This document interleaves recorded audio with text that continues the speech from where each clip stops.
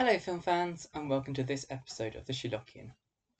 Now this time on Prehistoric Planet saw David Attenborough take a look at the Badlands, or rather a specific area of Badlands in what's now sort of like modern India slash kind of Pakistan, up there on the kind of like Deccan. And what I particularly enjoyed about this episode was all the really cute baby dinosaurs you got to see. And there was quite a range. So you got to see baby velociraptors, you got to see baby sauropods, and you got to see baby currucula, which are like a sort of variant of velociraptor.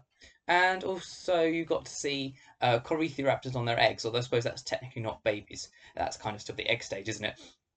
But I really enjoyed the range. I think my favourites were the velociraptors, just because they were so cute. Um, they look lovely, wonderfully feathery. With that kind of downy feathers that you often get on baby birds, which I think was a really nice touch of the designers of this kind of the Velociraptor designs. I also quite liked that scene just generally because it actually went back to what you saw in or at least a very similar environment as you saw in I think it's the second or third episode of the first series of Prehistoric Planet, where you saw the Tarbosaurus um, around their kill and the Velociraptors hunting lizards around it and occasionally annoying the Tarbosaurs into trying to chase them a bit. So I really quite like the fact they returned to the same environment, if not the exact same area, and you got to see the Tarbosaurs waiting in ambush for the giant sauropods as they came through on migration, and the Velociraptors kind of exploiting that situation because when the smaller dinosaurs that travel with the sauropods for safety get sort of frightened away up to higher ground to escape being trampled on, the Velociraptors kind of then use that to their advantage and kill one of them, and then all the family come down and feed. Oh, the other thing I really liked about that scene, and shows how childish I am again, is that the Velociraptor actually kills the smaller dinosaur with a kick, which obviously isn't that uncommon when you think about it, because obviously the Velociraptor has kind of the long claw on its foot, famously. But what I really liked about that scene is it looked a bit like, you know, the crane kick in the Karate Kid. The famous bit at the end where he kicks the main villain in the face. It really looked like that. It's so much so that I almost expected David Attenborough to say, "Sweep the leg," which would have been brilliant. He didn't say that, but I did quite enjoy that and wondered whether that might possibly have given them the idea. To be fair, it's not the kick that actually kills it; it just knocks it off the edge of the cliff and then it falls down, and then the velociraptors come down and feed on it. But still, it was a nice little touch and made it a little bit more different from the previous velociraptor hunt we'd seen in the first series when they didn't do that. They instead, I think it might have possibly fallen down from the cliff in that one actually, but I don't think they actually kicked it off. They just kind of grabbed it and then managed to get free and then fall off. But anyway, that was really cool. I think though my favourite scene in the episode was the bit with the currucula, which, as I said before, is a variant of Velociraptor. Um, Currucula is actually quite an interesting name. I know I talk a lot about interesting dinosaur names on this channel, mostly for the fun of it, really, for the humour. But this is quite interesting because it's actually, unlike most other dinosaurs, it's not named after a feature. It's actually just named after a local Tibetan deity, or the Tibetan equivalent. I'm not sure if they actually have deities in Tibet, but you know what I mean.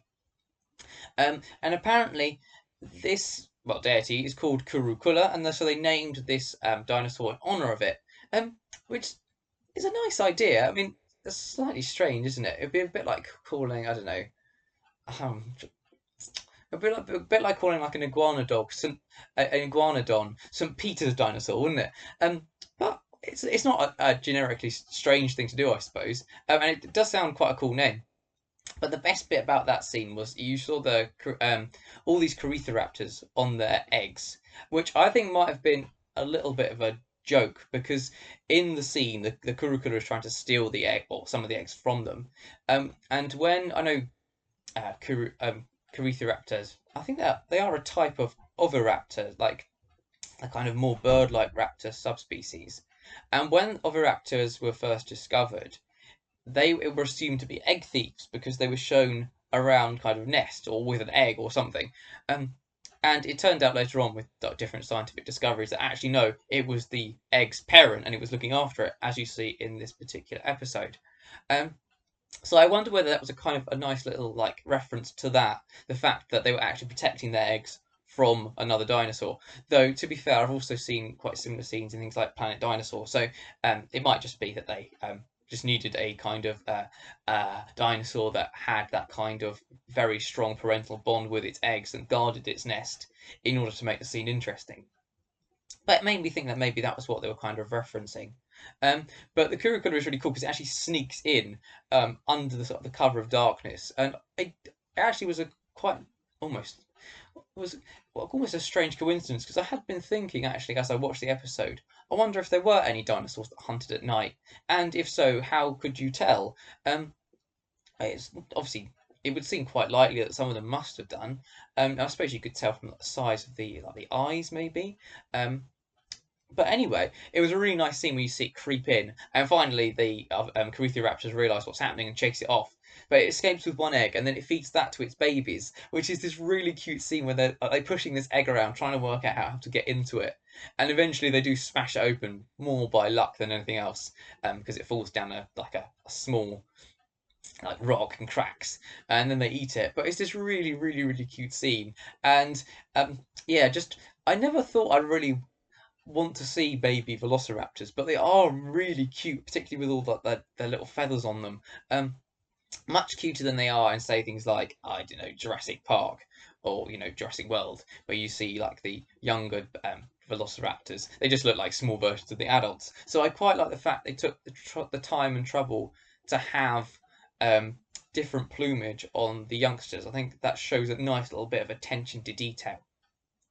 And the final bit was the bit with the sauropods. Now, earlier on in the episode, you do see the sauropods lay their eggs on the edge of a volcano, because the sort of the geothermal temperatures keeps the eggs nice and warm. And then all the sauropods they all hatch out, and they are so cute.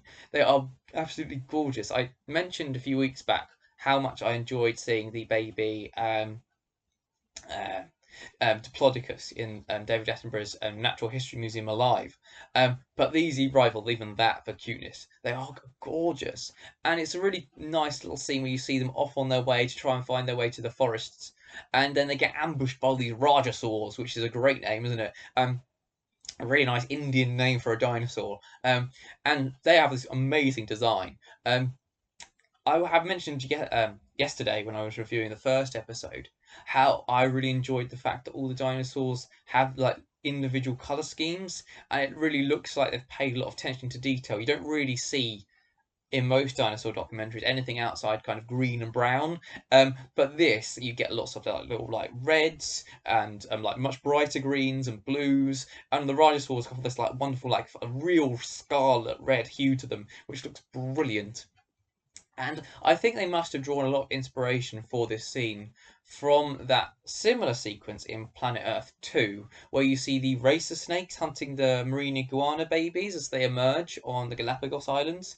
It really reminded me of that, even down to kind of the scenery. It looked very similar. Um, and yeah, it is quite a heart-rending scene because they are so much smaller than the Rajasaurs, and all these little baby like sauropods are trying to hide, and a lot of them get eaten, and it's quite sad. Although I think the saddest scene in that sequence is the bit where one of the babies falls into like a mud hole and is trying to get out and it can't, and that's really heartrending. I mean, and considering it wasn't created, in real life, they didn't actually film it. I was going to say hats off to the people that designed it for really making it pull at your heartstrings, considering it's basically fiction. I really felt sorry for it. So they did a really, really good job. Um, so yeah, that sequence is absolutely fantastic. And then after that, there is a sequence at the end where they actually talk a lot about um, dinosaurs as parents and what they know and what they can kind of infer. One thing I did think was quite interesting is they didn't really talk a lot about the two sets of raptors they'd shown in the episode.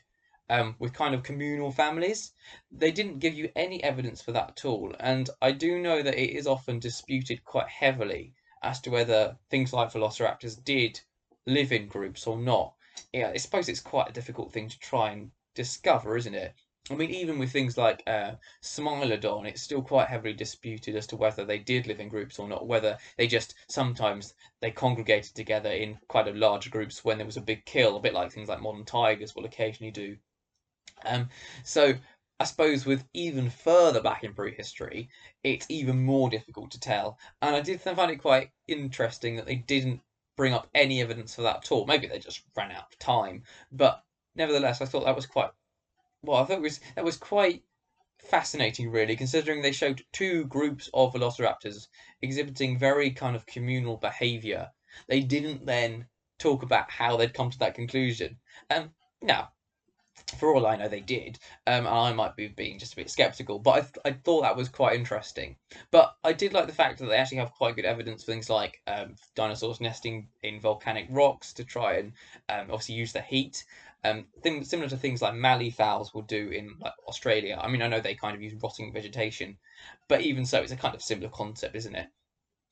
And also things like obviously communal nesting with things like oviraptors. That's obviously been quite well documented in the fossil record. But again, I just really enjoyed this episode. Easily as good as the first. And it did feel like it had more going on in it. But that might just be because I really like velociraptors. So I really enjoyed this episode. Really looking forward to some of the other episodes we're going to get the next, well, in the coming weeks. Well, coming days, I should say. Sorry, I'm sort of trying to get my head around the kind of the Apple TV format of releasing everything in one week. To be honest, I think they could actually get away with doing it weekly. It would actually make the series last longer. But you know, obviously they found that that's the best way of doing it. But anyway, I hope you enjoyed this review. If you'd like to see more reviews of different documentaries, you can subscribe to the channel. There's obviously the button down below you can press. And yeah, you can also follow me on Twitter if that's something you're interested in. There's a link in the description below. Anyway, that was the Sherlockian. Thanks very much for watching, and I'll see you in the next one. Goodbye.